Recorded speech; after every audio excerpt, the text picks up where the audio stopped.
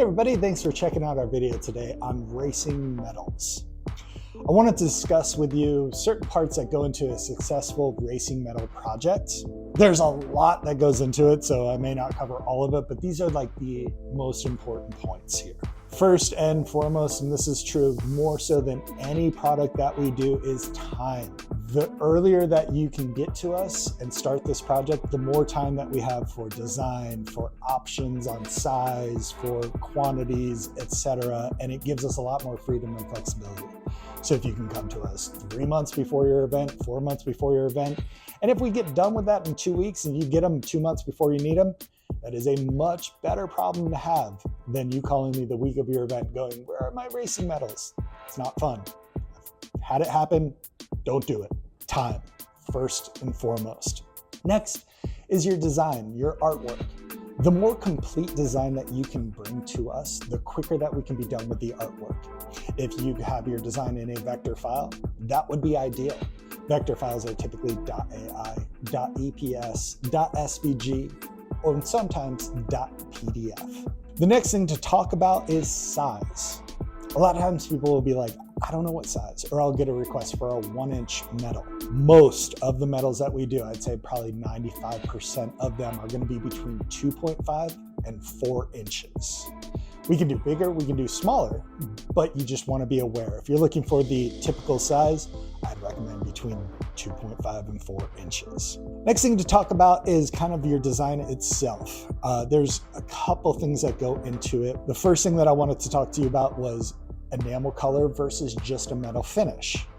You can do enamel coloring and have a lot of different colors like this metal here, or you can do a little bit more of a simple subdued version where it's just a metal finish like this. That's up to you in terms of your preferences, in terms of your budget, etc., etc. I often get requests for saying, I want to do this design for first place and this design for second place and this design for third place. We can do that, but there are certain things that has implications for, such as if the designs are different, each place will have its own setup fee.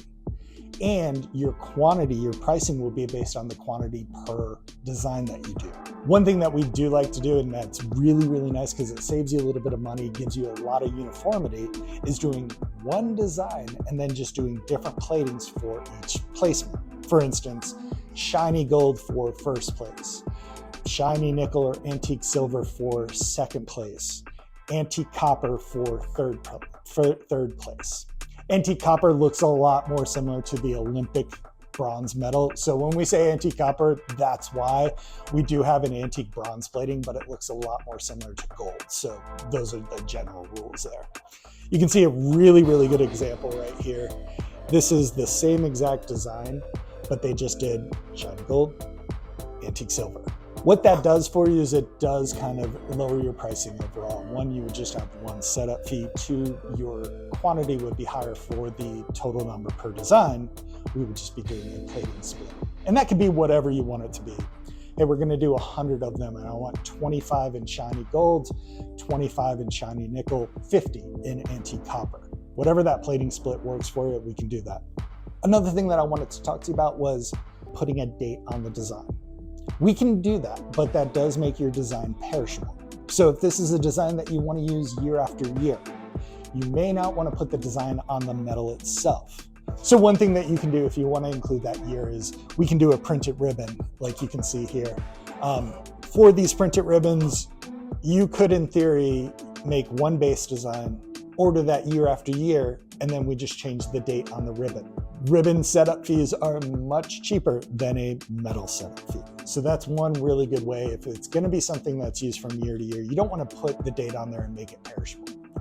I believe that's it. So thank you so much for checking out our video today about metals.